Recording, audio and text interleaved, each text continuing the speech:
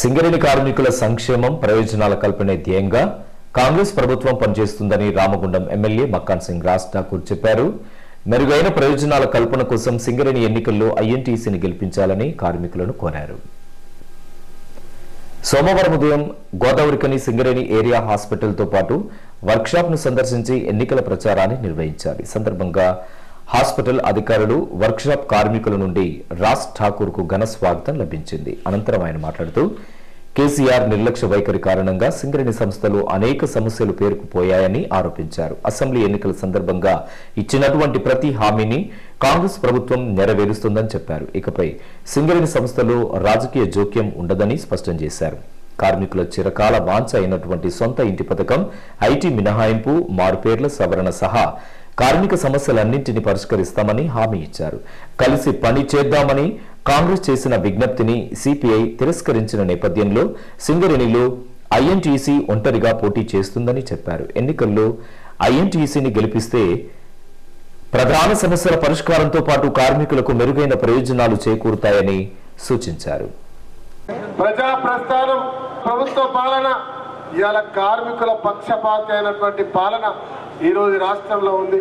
కార్మికులను ఉక్కు పాదంతో అణిచివేయాలన్నటువంటి ప్రయత్నం చేసిన టీఆర్ఎస్ గత పాలన టీపీసీ కేసు దోపిడీకి మరి ఇవాళ వ్యతిరేకంగా మరి ఈరోజు మీరందరూ పోరాటం చేస్తే కాంగ్రెస్ ప్రభుత్వం వచ్చింది.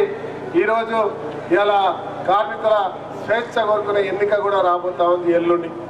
ఈరోజు ఐఎన్టీసీ నాయకులు నిరంతరం ఈ సమస్యలపై పోరాటం చేసుకుంటూ ఉన్నారు.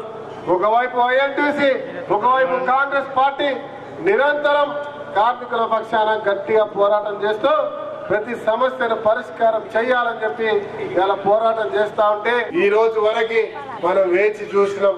నిన్నటి వరకు మనతో పాటు ఉండి ఆ ఏఐటీసీ వాళ్ళు వచ్చినారు, వేచి చూసినాం మనతో కలుస్తారేమో. ఒక అవకాశం ఇచ్చినాం, ఒక శాసనసభ్యుని ఇచ్చినాం. అయినా కూడా వారికి రమ్మంటే రాదు, మేమే గొప్ప, మీరేం లేదు, మాకు మొత్తానికి కావాలంటే ఇంకా సహించేది లేదు.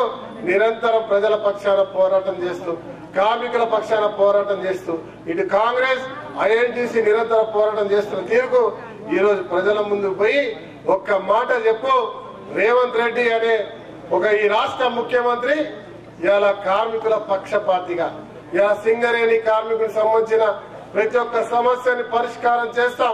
ప్రజల పక్షాన పోరాటం చేసేటువంటి ప్రభుత్వం, ప్రజాహితం కోరుకునే ప్రభుత్వం కాంగ్రెస్ పార్టీ ఇలా అధికారం ఉంది. సింగరేణి ప్రాంతంలో ప్రతి ఒక్క శాసనసభ్యుడు ఇలా కార్మికుల పక్షపాతిగా ఖచ్చితంగా మంచి చేసేటువంటి ఆలోచనతో ఉన్నవారు కాబట్టి ప్రతి ఒక్క సమస్యకు అండగా ఉంటాం. మరి గడియారానికి ఓటేసి నన్ను ఏ రకంగా అయితే భారీ మెజార్టీ గెలిపించారో దీన్ని కూడా ఐఎన్టీసీని కూడా గెలిపించాల్సిన కోరుతా ఉన్నా. ఈ కార్యక్రమంలో ఐఎన్టీసీ నాయకులు నరసింహారెడ్డి, ధర్మపురి, సదానందం, కాంగ్రెస్ నాయకులు బొంతల రాజేష్, మాంకాళి స్వామి తదితరులతో పాటు కార్యకర్తలు అధిక సంఖ్యలో పాల్గొన్నారు.